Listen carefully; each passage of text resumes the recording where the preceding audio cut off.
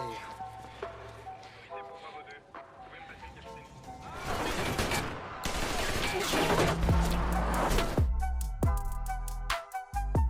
Fivers, selamat datang kembali di channel Five Cinema. Bagi para pecinta film, semoga sehat selalu. Masih bersama Mimin Uyang Ludai Cerita. Di episode kali ini saya akan membahas alur cerita filmnya. Kali ini saya sudah merangkum film yang berjudul The Prey yang dirilis pada tahun 2011.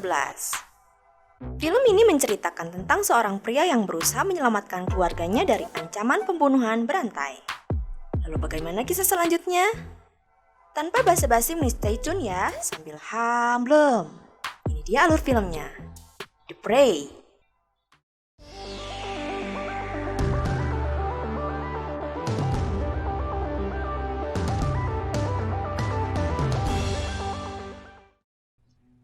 Anna mengeluh tentang keadaannya kepada Frank dan berharap agar mereka dapat berkumpul lagi bersama Emily. Anna kembali pulang karena waktu kunjungan sudah habis. Siang itu Frank melihat temannya yang bernama Novik menjual nahraos kepada seorang napi. Frank kemudian mendekatinya dan menasihati Novik kalau dia bisa pulang tinggal nama jika seandainya ketahuan menjual nahraos. Dia khawatir kalau Frank tidak menyimpan uang itu di tempat yang aman. Karena Frank tidak mempercayai Novik, Frank tidak memberitahu Novik di mana uang itu akan disembunyikan.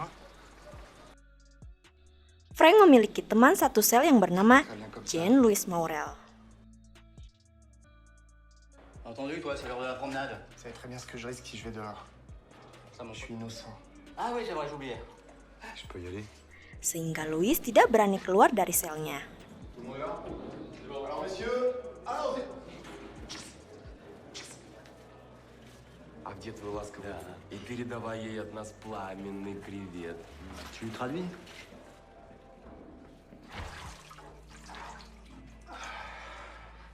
Pernah satu waktu Frank menemukan buku diari Louis yang berisikan pernyataan kalau Louis tidak bersalah dan sangat tertekan karena terus dibully di dalam penjara. Je continue à croire et à prier pour que mon Hal épreuve itu sache membuat vaincre. Frank merasa iba dengan nasib teman satu selnya itu. Satu malam oknum kepala sipir menerima suap dari 3 orang mafia Rusia untuk membuka pintu sel Louis. Toi, tu sors sans faire d'histoire. Mereka bertiga ingin membalaskan dendam dari korban pelecehan Louis. Toi, tu bouges pas. Setelah berada di luar sel, Frank sempat mencoba memberikan kode ke arah kamera pengawas, yang tentu saja diabaikan oleh sipir di sana. Frank yang merasa Louis hanya korban fitnah,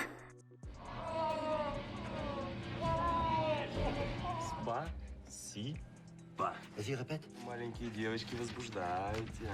On va voir si les gamines continuent à t'exciter. akhirnya memutuskan untuk membantunya, dan habak-buk pun terjadi. Ramène-toi, ils sont en train de merder grave.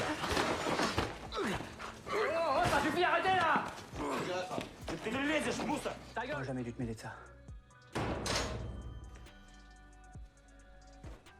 Dari kejadian tersebut, akhirnya hukuman Frank pun bertambah selama 6 bulan. Anna yang mendengar hal itu pun sangat syok dan kecewa kepada Frank. Ditambah lagi kondisi keuangan mereka saat itu sudah sangat menipis. Anna sempat meminta Frank agar memberitahu di mana dia menyembunyikan uangnya agar bisa digunakan untuk kebutuhan mereka. Emily kemudian mendatangi kedua orang tuanya dan meminta mereka untuk berpelukan. Di hari yang sama, Louis pun dikunjungi oleh istrinya Christine. C'est moi qui suis là pour te protéger, Jean-Louis. Oui, c'est vrai. J'arrive toujours pas à dormir. Un jour sur deux, ils oublient de me donner mes Je médicaments. te l'ai dit, sa mère a dit au juge qu'elle avait tout inventé. Sementara itu Novik masih berusaha mendapatkan uang bagiannya yang disembunyikan oleh Frank. Dia mencoba mengancam Frank dengan menggunakan anak dan juga istrinya.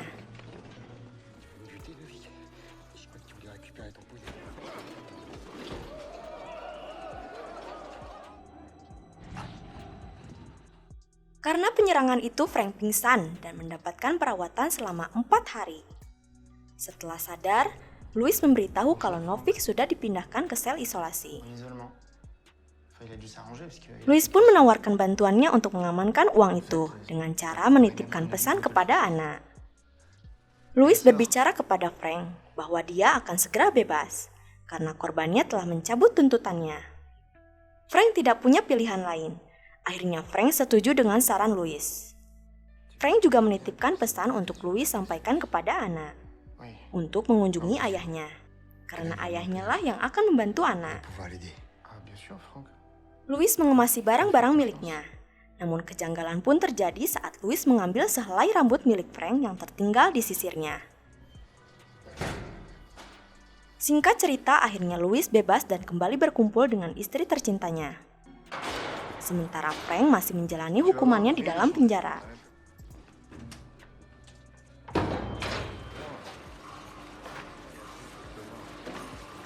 Au revoir. Frank mendapatkan kunjungan dari seseorang yang bernama Manuel Carrega, Le mal est partout ici. salah satu anggota dari Gendarmerie, Voleur, ça sert à rien. untuk menanyakan info tentang Louis. Frank yang awalnya mengira kalau memang si Louis ini tidak bersalah, tapi Manuel mengungkapkan bahwa ternyata dia adalah seorang penipu ulung. Ce sont ses prochaines victimes. Je croyais que c'était lui la victime. Dia terbebas bukan karena cabutan tuntutan, tapi karena istri yang sudah membayar korban tersebut.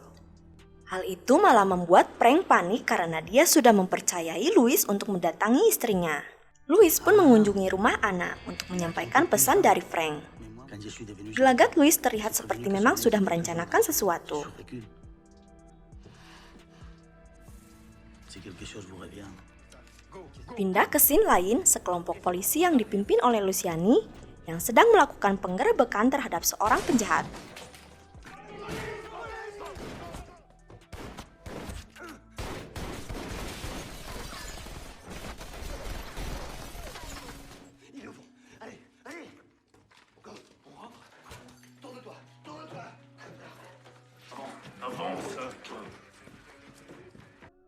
Frank menjalani hari-harinya dengan penuh kekhawatiran terhadap keluarganya.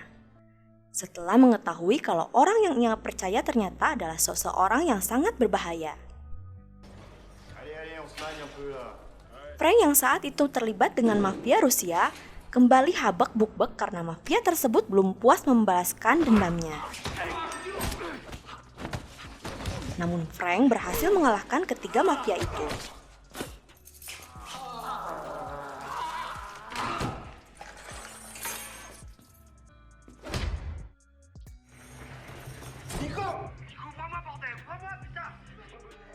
Kejadian ini membuat Frank berhasil kabur dengan menyamar sebagai seorang sipir.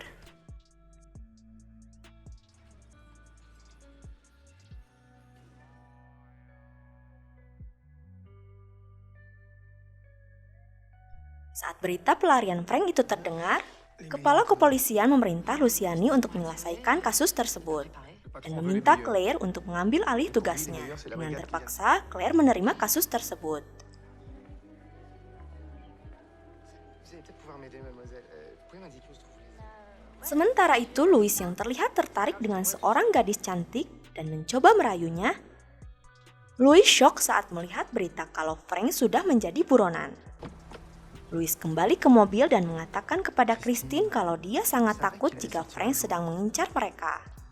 Ternyata mereka sudah mengangkat Emily menjadi anaknya. l'avoir donné. Terlihat Claire dan juga timnya sedang menyelidiki latar belakang Frank. Les hôtels haut de gamme de la justice française. L'un d'eux, Jérôme Novic, était à Mirancourt. Mereka menemukan sebuah rumah di pinggir kota yang sering dihubungi oleh Frank. Dan itu adalah rumah rahasia mereka.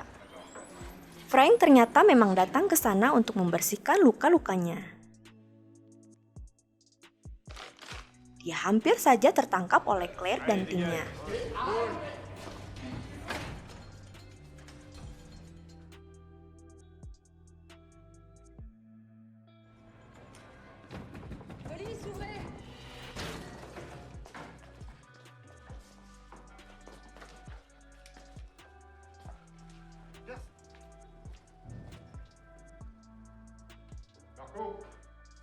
J'arrive.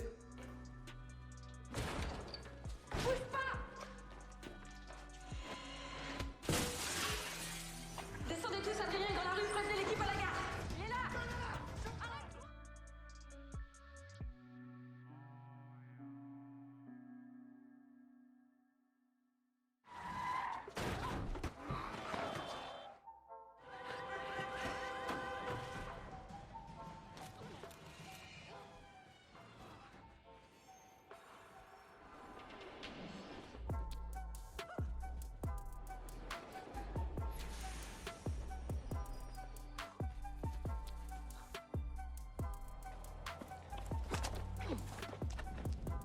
Frank datang ke makam ayahnya untuk mengambil uang yang ia disembunyikan di sana. Frank terkejut saat ia temukan bukan uang melainkan istrinya yang sudah terbujur kaku di makam ayahnya itu. Dan ingin membalaskan dendamnya kepada Louis. Kemudian Frank menelepon nomor Louis, yang sengaja Louis tinggalkan. Frank bertanya kenapa Louis tega membunuh istrinya. Si Louis hanya menjawab kalau dia bisa membaca karakter orang dan melihat kalau Anna akan membawa masalah. Dia pun memberitahu kalau Emily baik-baik saja dan akan merawatnya. Louis juga mengancam Frank kalau dia tidak akan segan-segan menyakiti Emily kalau Frank mencoba mencari mereka.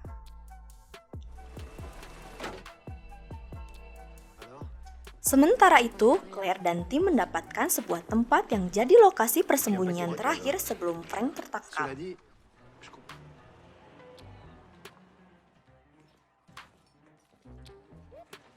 Namun sesampainya di sana, mereka tidak menemukan uang rampokan itu dan hanya menemukan sebuah peta. Keesokan harinya, Claire dan tim sampai di TKP. Tak lama ia dihampiri oleh seorang pria bernama Robert. Robert mengira kalau mereka sedang mencari korban pembunuhan yang hilang sebelumnya. Yang ternyata anak Robert juga menjadi korban pembunuhan. Si pelaku memindahkan mayat salah satu korbannya ke sana. Tim kepolisian mengira kalau selama ini pelaku pemerkosaan dan pembunuhan berantai yang selama ini mereka cari adalah Frank. Namun Claire ragu kalau Frank adalah pelakunya. Karena dia bukan seorang pembunuh apalagi dia sangat menyayangi putrinya.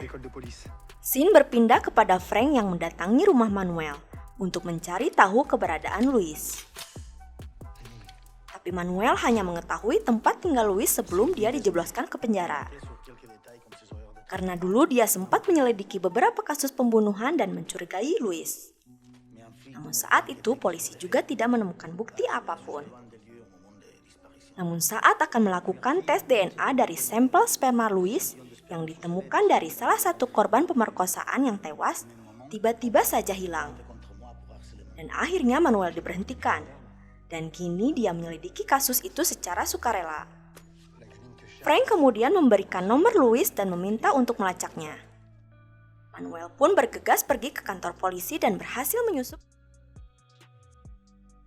Dia kemudian menggunakan telepon kantor itu untuk menghubungi bagian cyber dan memintanya untuk melacak nomor Louis.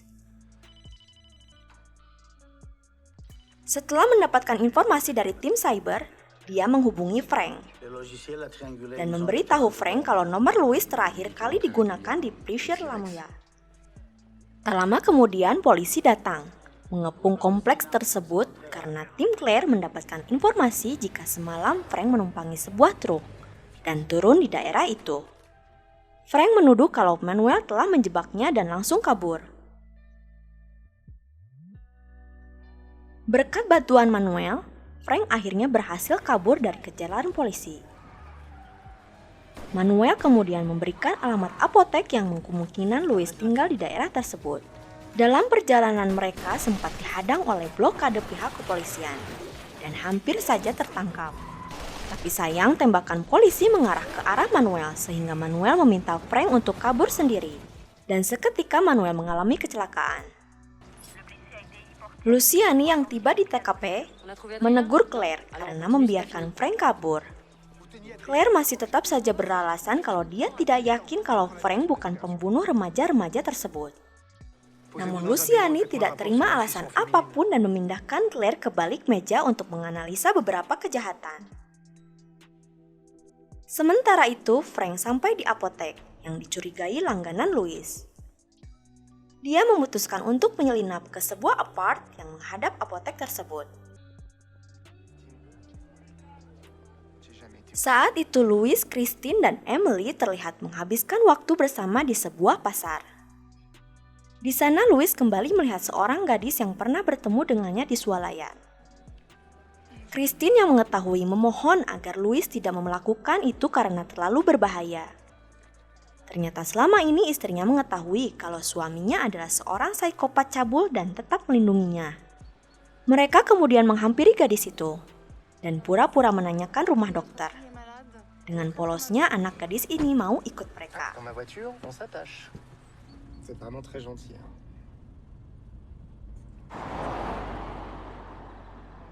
Dia menyadari kalau mereka berniat jahat, karena Louis tidak mengikuti petunjuk arahnya. Karena merasa berada dalam bahaya, dia langsung turun saat ada kesempatan dan berhasil kabur ke tengah hutan. Tapi Louis berhasil menemukannya dan kejadian tidak diinginkan pun terjadi.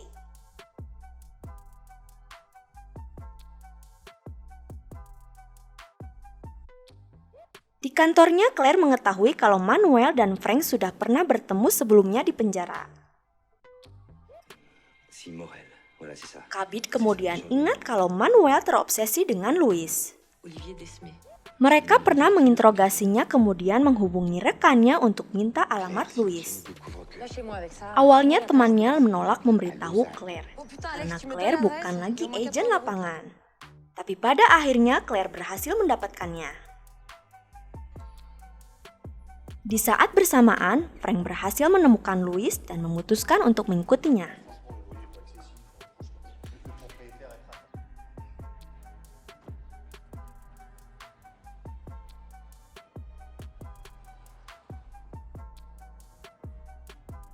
Frank akhirnya menemukan rumah Louis.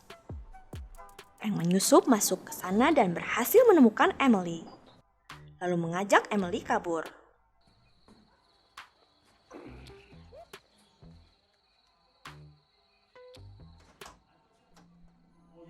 Claire yang sudah sampai di sana berpura-pura meminta informasi keberadaan Frank. Excusez-moi de vous déranger si tard, je peux entrer? Barangkali mungkin dia pernah menemukannya untuk meminta bantuan.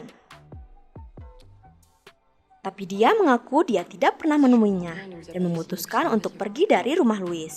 N'hésitez pas à appeler s'il y a quoi que ce soit. Claire sempat melihat gambar yang dibuat oleh Emily terpajang di sana, dan dia mulai curiga kalau mereka menculik Emily. Appelez la police. Qu'est-ce qu'il y a? J'ai vu Alex. Luciani yang mendapatkan informasi kalau Claire pergi menemui Louis, langsung mengerahkan anak buahnya untuk pergi ke sana. Di saat bersamaan, saat Frank mencoba menemukan jalan untuk kabur lewat jendela, namun sayangnya Christine datang. Ange gardien. Et là, Amélie. Lâche ton arme.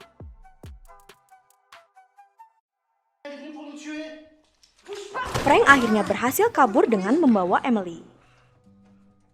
Kemudian Christine meminta Louis untuk mengejarnya. Christine yang turun dari lantai atas dan berniat menghabisi Claire yang sudah pingsan, beruntung Claire kembali sadar. Luciani yang sudah sampai di sana melihat Louis berlari menuju hutan. Dia langsung mengejarnya dan meminta anak buahnya untuk mencari Claire. Louis berhasil menemukan Frank dan Emily. Louis pun menembak Frank hingga terjatuh ke jurang.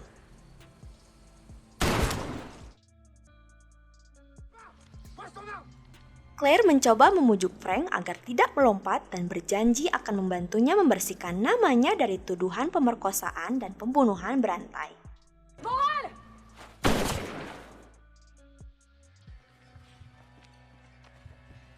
C'est fini maintenant, Amélie est en sécurité. Akan tetapi, Robert yang ternyata ada di sana langsung menembak Frank karena mengetahui dari berita kalau Frank adalah pelaku pembunuhan putrinya. Esok harinya polisi melakukan pencarian untuk menemukan jasad Frank dan Louis. Corps de Morel. Anak buah Claire mengira kalau jasad Frank mungkin terbawa arus.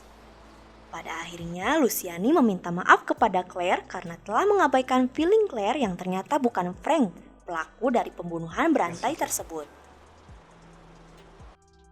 3 bulan kemudian, Claire mendatangi sebuah panti asuhan, tempat di mana Emily sekarang tinggal. Pengasuh panti itu kemudian memberitahu Claire kalau Emily sempat menerima surat dari Maroko dan terlihat sangat bahagia. Tamat! Oke, sekian alur cerita episode kali ini. Terima kasih sudah menonton. Jangan lupa like, share, comment, and subscribe. Sampai jumpa di episode selanjutnya. Bye-bye!